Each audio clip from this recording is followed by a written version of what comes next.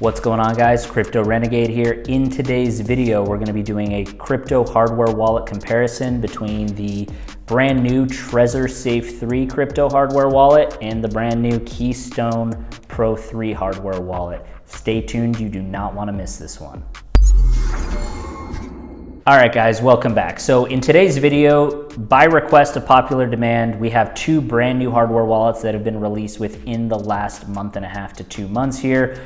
Like I said, on my right, we have the brand new Trezor Safe 3, and we have the brand new Keystone Pro 3. Now, these are very different wallets and have a lot of different trade-offs depending on what your budget is, depending on what your preference is.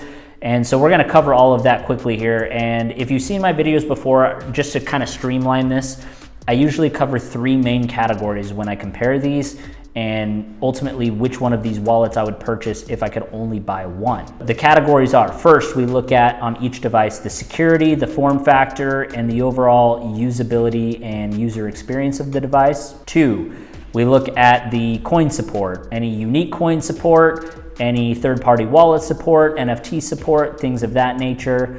And then third and final thing we look at, of course, is the price and ultimately which one of these I would pick if I could only pick one. To start this off, I'm gonna first talk about the Trezor Safe 3. This is technically the newest of the two wallets, even though they're both fairly new and came out around the same time as of filming this in November of 2023. If you're familiar with the Trezor 1 and the Trezor Model T, this is like if those two had a baby.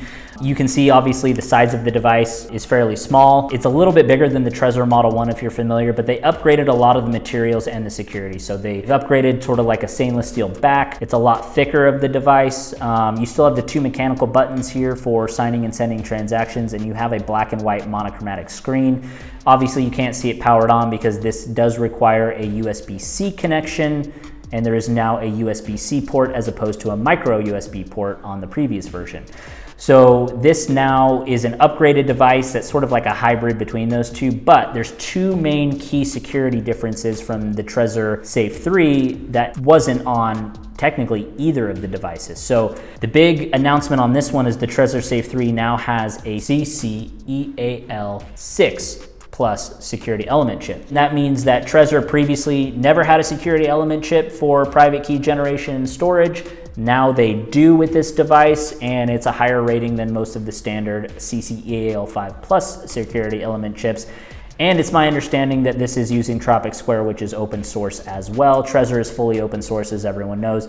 Keystone Pro 3 is now 100% open source, but we'll get into that in a minute. So these are two 100% open source wallets, which is fantastic. Now, the second thing from a security standpoint that they upgraded on this Trezor is it now has passphrase protection, and I'll explain what that means. When you set up these or initialize these devices, it requires you to set up a 12 to 24 word recovery seed phrase. This is designed so that if the hardware device itself breaks, it gets lost, whatever, you can still restore your funds on another wallet using those 12 to 24 words. This adds an extra layer of protection so you can do a master or custom password on top of your seed phrase. That means that if someone, say, finds your seed phrase, they can't just take it and import it to a new wallet and steal your funds. They're gonna need to know the master password on top of it. So that's just an extra layer of security, but it is very welcome. Granted, the Keystone Pro 3 also has that feature as well. So far these are pretty neck and neck. As far as the user experience, pretty clear cut and difference. This one is a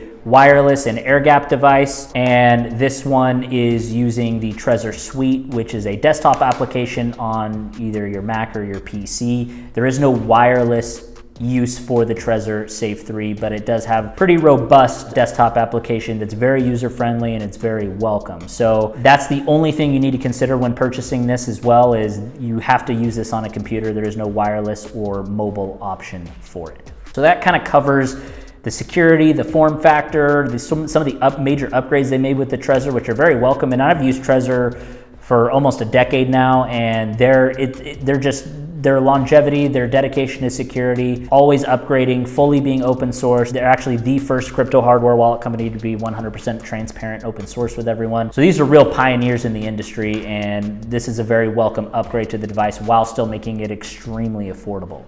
So let's switch over to the Keystone Pro 3. This is more of like an entry-level device, and this is more of like your mid-tier level device. So on the Keystone Pro 3, this one is also an upgrade, obviously, from the Keystone Pro 2 second version, but this is a full 4-inch touchscreen color display. This, let's talk about the kind of the actual form factor. They've kind of trimmed it down, lowered the bezels, made the screen a little bit more resistant to fingerprints and things like that. You have your power button right here. You have a USB-C port here. This is not only for charging the device, but this is also for upgrading the firmware as an option. It also on the back here has a SD card slot. So if you do want to do a full firmware upgrade offline, you do have that option. Or if you want to just make it easier on yourself, theoretically you can do that through the USB-C port as well. On the back here, this is a QR code and an air gap device as well. So this has a fingerprint authenticator, which is biometric, very nice. And then you have an upgraded larger camera for scanning and signing and sending transactions. From the security and the design standpoint, obviously this one has biometric, it is air gap. Those are two pluses for this because one, you don't have to be tethered to a computer. Two, there's no cables involved. There's no Wi-Fi, there's no Bluetooth, there's no NFC, there's no wireless communication on this whatsoever. This one, you technically have wires. There theoretically is a possible chance that information could get intercepted on this, but take that as you will. As far as the security upgrades that they made to the Keystone Pro 3 versus say the Keystone Pro 2, this one is now 100% open source. Huge upgrade, whereas the last version was not. This one has 3 security element chips. So theoretically, you can have 3 seed phrases imported. You could have 3 users individually use this wallet, have multiple fingerprints, and have multiple dashboards if you really want to. The one trade-off here that, in my personal opinion, I don't like, but I understand why they did it. In this device, they took away the Keystone mobile app because it's closed source, and now you can only use this with third-party wallets. That would be something like MetaMask, OKX, Rabby, Blue Wallet, just to name a few, right? You have to use a third-party wallet in order to use this device. Take that as you will. Some people don't like that. Some people do like that because it enables a lot more coin support and it enables a lot more features. So that is a trade-off that you want to consider, is that there's no dedicated or native app for managing this, whereas Trezor has that, plus third-party wallet support. This one is only third-party wallet support, so you need to have one of those wallets, and I'll show you an example. So when you hit the 3 dots, it says Connect Software Wallet. These are the wallets that are supported: OKX, MetaMask, Blue Wallet, Rabby, Safe, Block Wallet, Soulflare, Petra, Zapper, Yearn, Sushi Swap, Kepler. These are great, and these are all 100% open source.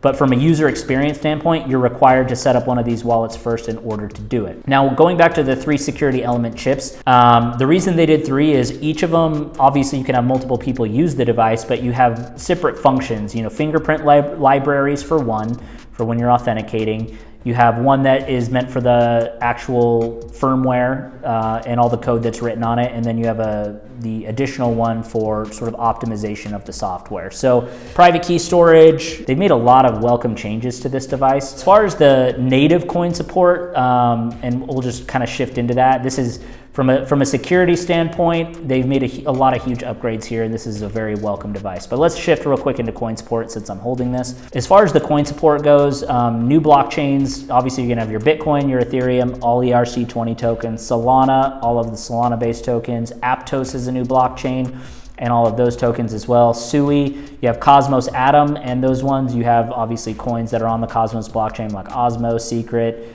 Akash. You know, it shows all the different options that you can natively add that onto here if you love Cosmos and their blockchains. But then you also have, you know, like Injective Protocol, Kava. These are all things.